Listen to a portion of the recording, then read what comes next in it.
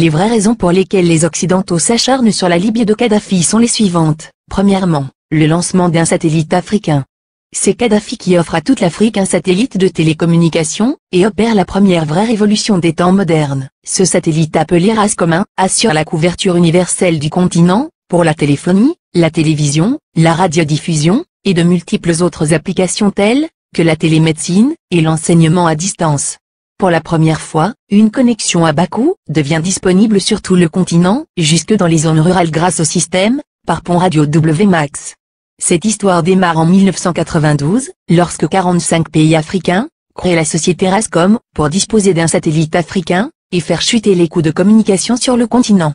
Téléphoner de et vers l'Afrique était alors le tarif le plus cher au monde, parce qu'il y avait un impôt de 500 millions de dollars que l'Europe encaissait par an sur les conversations téléphoniques, même à l'intérieur du même pays africain, pour le transit des voix sur les satellites européens comme Intelsat.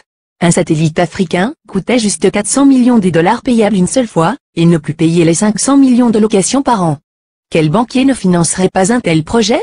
Mais l'équation la plus difficile à résoudre était: comment l'esclave peut-il s'affranchir de l'exploitation servile de son maître, en sollicitant l'aide de ce dernier pour y parvenir? Ainsi, la Banque mondiale, le FMI, les États-Unis, l'Union européenne, ont fait miroiter inutilement ces pays pendant 14 ans. C'est en 2006 que Kadhafi met fin au supplice de l'inutile mendicité. Aux prétendus bienfaiteurs occidentaux pratiquant des prêts à taux usuraires, le guide libyen a ainsi mis sur la table 300 millions de dollars, la Banque africaine de développement a mis 50 millions, la Banque ouest-africaine de développement, 27 millions, et c'est ainsi que l'Afrique a depuis le 26 décembre 2007 le tout premier satellite de communication de son histoire. Dans la foulée, la Chine et la Russie s'y sont mises, cette fois en cédant leur technologie, et ont permis le lancement de nouveaux satellites sud-africains, nigérians, angolais, algériens, et même un deuxième satellite africain, est lancé en juillet 2010.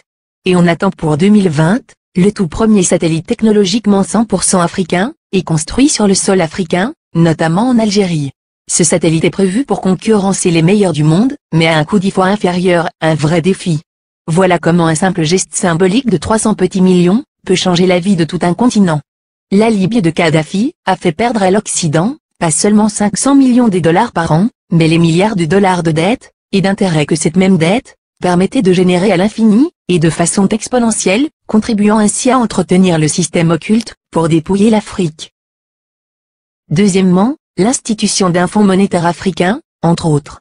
Les 30 milliards de dollars saisis par M. Obama appartiennent à la Banque centrale libyenne, et prévus pour la contribution libyenne à la finalisation de la Fédération africaine à travers 3 projets phares.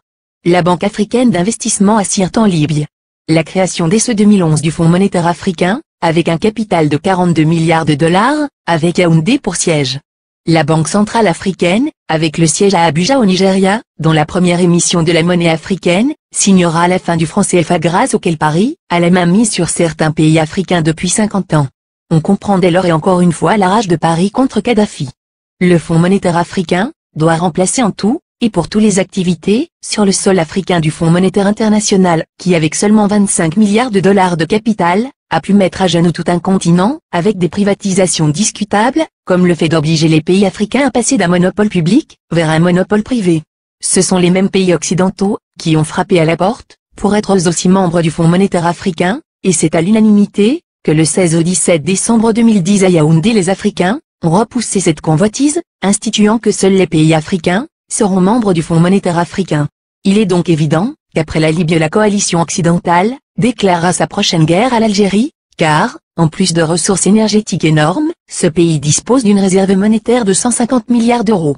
Ce qui devient la convoitise de tous les pays qui bombardent la Libye et qui ont tous quelque chose en commun, ils sont tous financièrement en quasi-faillite. Les États-Unis à eux seuls ont 14 000 milliards de dollars de dettes, la France, la Grande-Bretagne et l'Italie ont chacun environ 2 000 milliards de dettes publiques alors que les 46 pays d'Afrique noire ont au total moins de 400 milliards de dollars de dettes publiques. Créer des fausses guerres en Afrique dans l'espoir de trouver de l'oxygène pour continuer leur apnée économique, qui ne fait que s'empirer, ne fera qu'enfoncer les Occidentaux dans leur déclin, qui a débuté en 1884, lors de la fameuse conférence de Berlin. Car comme l'avait prédit l'économiste américain Adam Smith, en 1865, dans son soutien à Abraham Lincoln, pour l'abolition de l'esclavage, l'économie de tout pays, qui pratique l'esclavage des Noirs, est en train d'amorcer une descente vers l'enfer, qui sera rude le jour où les autres nations vont se réveiller.